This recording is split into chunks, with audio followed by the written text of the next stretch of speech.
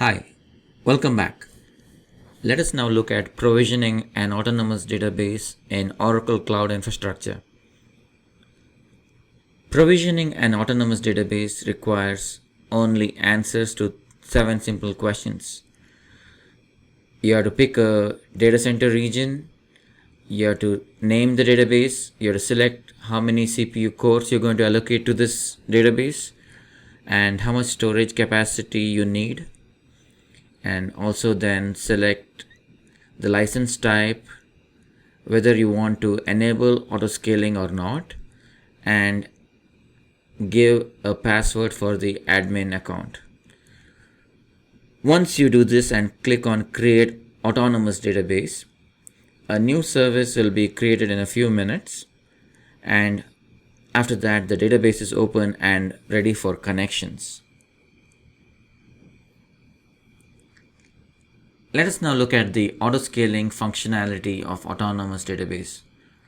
Autoscaling allows autonomous database to automatically increase the number of CPU cores by up to 3 times the assigned CPU core count value, depending on demand for processing. The autoscaling feature reduces the number of CPU cores when additional cores are not needed. You can enable or disable autoscaling at any time. For billing purposes, the database service determines the average number of CPUs used per hour. So on the slide on the right side of the screen, you'll see that this particular service has automatically scaled up OCPUs up when there is a demand for more computing power, and then scales it down once the demand goes down. Let us now look at securing Oracle Autonomous Database. The Autonomous Database stores all data in encrypted format in the Oracle database. Only authenticated users and applications can access the data when they connect to the database. Database clients use SSL/TLS 1.2 encrypted and mutually authenticated connections. This ensures that there is no unauthorized access to the autonomous database cloud, and that communications between the client and server are fully encrypted and cannot be intercepted or altered. Certificate-based authentication uses an encrypted key stored in a wallet on both the client and the server. The key on the client must match the key on the server to make a connection. A wallet contains a collection of files, including the key and other information needed to connect to your database service in the autonomous database cloud. You can specify IP addresses allowed to access the autonomous database using the access control list. This access control list will block all IP addresses that are not in the list from accessing the autonomous database. So let us now look at this example here. So we have an autonomous database deployed in this example, and this database is being accessed from a private subnet as well as from a public subnet on Oracle Cloud Infrastructure, and it's also being accessed by a server over the public internet. So how you would secure this database is you can use the access control list to specify the CIDR block. Basically, this is needed if you are accessing the autonomous database from the server running on a private subnet, and the access happens over the service gateway. And to make things simple, like you can also use a NAT gateway and specify the public IP of the NAT gateway. This will also be another option for connecting to the autonomous database from a private subnet. And for connections to autonomous database from a compute instance running on a public subnet of Oracle Cloud Infrastructure, you will just take the public IP and you'll add it to the access control list. And finally, like for the access over the public internet from a computer running on premises, you will grab the public IP and you will add it into this access control list. Once the access control list is populated, if a user tries to access autonomous database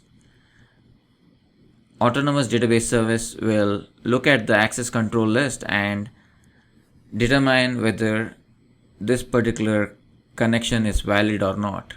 If the IP address doesn't fall in this list, then the connection gets rejected. And if it matches one of these entries, the connection goes through.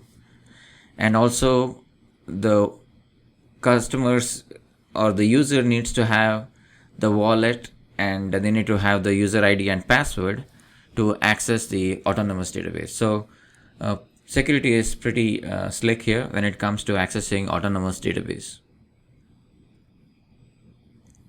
Let us now look at troubleshooting connectivity issues. You need to ensure that the access control list for autonomous database has the necessary entries for CIDR block ranges and IP addresses as your use case dictates. When connecting to autonomous database from a client computer behind a firewall, the firewall must permit the use of the port specified in the database connection when connecting to the servers in the connection. The default port number for autonomous data warehouse is 1522.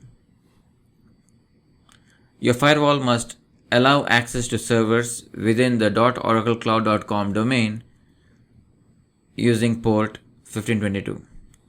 When connecting to autonomous database from a server running on a private subnet, ensure that you have a service gateway or NAT gateway attached to the VCN.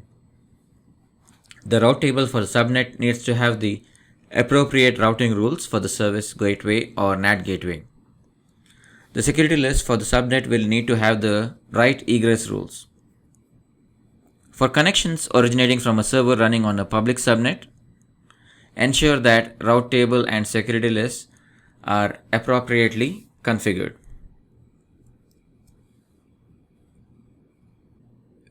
We will now learn how to scale your autonomous database in Oracle Cloud Infrastructure. You can always scale your database on demand without tedious manual steps. You can independently scale compute or storage, and this resizing occurs instantly with the database fully online. Memory, I/O bandwidth, and concurrency scales linearly with the CPU. You can close your database to save money when not used, and you can restart instantly. As far as monitoring your database goes, you have a couple of choices. You can use the Service Console based monitoring, where you have a simplified monitoring capability using the web-based Service Console. You can look at historical and real-time database and CPU utilization. You can do real-time SQL monitoring to monitor running and pass SQL statements. You can also look at the CPU allocation chart to view number of CPUs utilized by the service, and this can be pretty handy if you want to figure out how you're getting billed for your CPU utilization for the autonomous database service. We also have the Performance Hub based monitoring. This is natively integrated in the OCI console and available via single click from the autonomous database detail page. And this has active session history analytics and also real-time SQL monitoring capability. We will now look at backup and recovery for the Autonomous Database Cloud service. Autonomous Database Cloud automatically backs up your database for you. The retention period for backups is 60 days. You can restore and recover your database to any point in time in this retention period. Autonomous Database Cloud automatic backups provide weekly full backups and daily incremental backups. Manual backups for your Autonomous Database Cloud is not needed, but you can do manual backups using the Cloud Console if you want to take backups before any major changes, for example, before ETL processing, to make restore and recovery faster. The manual backups are put in your Cloud Object Storage bucket. When you initiate a point-in-time recovery, Autonomous Database Cloud decides which backup to use for faster recovery. You can initiate recovery for your Autonomous Database Cloud database using the Cloud Console. Autonomous Database Cloud automatically restores and recovers your database to the point in time you specify. Network access control lists are stored in the database with other database metadata. If the database is restored to a point in time, the network ACLs are reverted back to the list as of that point in time. Let us now look at the cloning feature of Autonomous Database Cloud. Autonomous Database provides cloning where you can choose to clone either the full database or only the database metadata. When you do a full clone, it creates a new database with the source database's data and metadata. If you choose to do a metadata clone, a new database is created with the source database's metadata without the data. When creating a full clone database, the minimum storage that you can specify is the source database's actual use space rounded to the next terabyte. You can only clone an autonomous database instance to the same tenancy and the same region as the source database. During the provisioning for either a full clone or a metadata clone, the optimizer statistics are copied from the source database to the clone database. The following applies for optimizer statistics for tables in a clone database. When you do a full clone, loads into tables behave the same as loading into a table with statistics already in place. When you do a metadata clone, the first load into a table after the clone clears the statistics for that table and updates the statistics with the new load. In this slide, you see screenshots for cloning in Autonomous Database. So you can select a clone type of full clone or metadata clone, and you specify which compartment you want to clone to. Select the source database name and provide a display name and database name for the target database, and also specify the CPU core count and the storage, as well as click on whether you want to do autoscaling for your database or not, and then specify the admin password.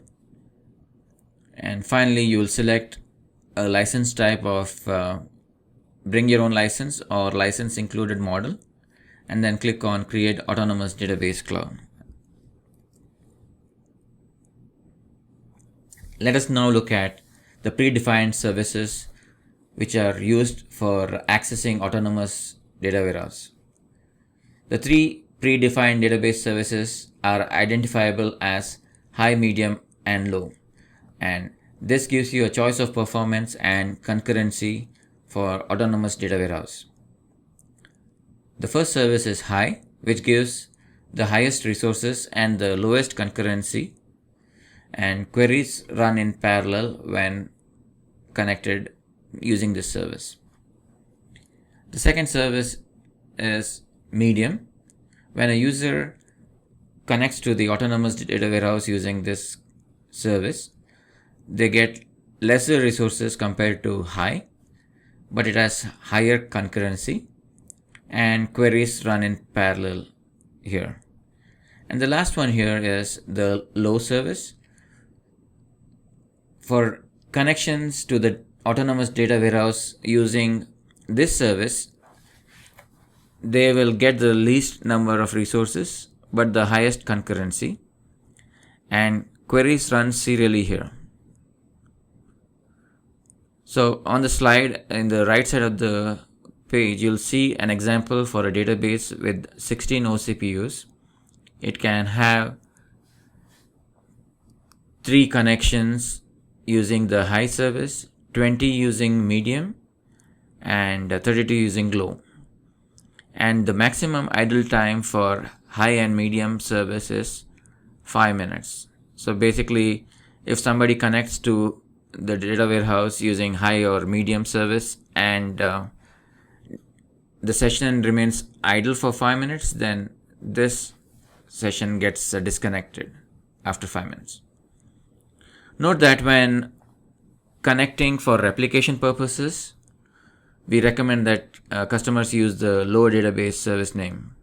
For example, if you want to use Oracle Golden Gate for data replication, then you need to configure the database connectivity parameter for Golden Gate to use the low database service. Let's now look at the predefined services for autonomous transaction processing connectivity. There are 5 predefined database services controlling priority and parallelism. There are different services defined for transactions and reporting. As you saw in the previous slide, we have the same kind of services, namely high, medium, and low, with the similar characteristics as the autonomous data warehouse. In addition to these 3 services, we also have TP urgent and TP service. These 2 services, TP urgent and TP, are for transaction processing, and the other 3, high, medium, and low, can be used for reporting or batch processing. Also note that when you use high and medium, the operations run in parallel and are subject to queuing, and there is no parallelism when you use low or TP service. Let's quickly look at the autonomous database dedicated service offering in Oracle Cloud Infrastructure. The autonomous dedicated database service provides a private database cloud running on dedicated Exadata infrastructure in the public cloud. It has multiple levels of isolation, which protects you from noisy or hostile neighbors. Customizable operational policies give you control of provisioning, software updates, availability, and density. This slide shows you the physical characteristics and constraints. As it stands now, a quarter rack X7 Exadata infrastructure has 2 servers, 92 OCPU with 1.44 terabytes of RAM. It has 3 storage servers, which will give you 76.8 terabytes of flash and 107 terabytes of disk space. And there is 1 cluster per quarter rack, and you can have a maximum of 4 autonomous container databases per cluster. And if you choose to have high availability SLA for your autonomous databases, you can have a maximum of 100 databases. Or if you have extreme availability SLA for your autonomous database, you can have a maximum of 25 databases.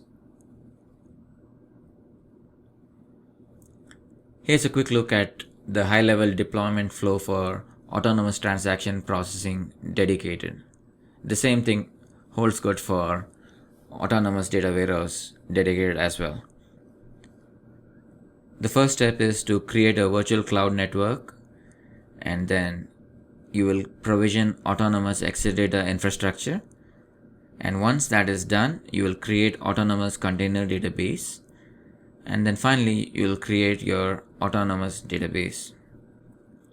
Let us now look at security functionality in autonomous transaction processing dedicated. This applies to autonomous data warehouse dedicated as well. Databases are always encrypted in this service, and you get a reduced attack surface. We automatically protect the customer data from Oracle operations staff. we use Database Vault's new operations control feature. Oracle automatically applies security updates for the entire stack. We also apply quarterly or off-cycle patches for high-impact security vulnerabilities. Customers can separately use Database Vault for their own user data isolation.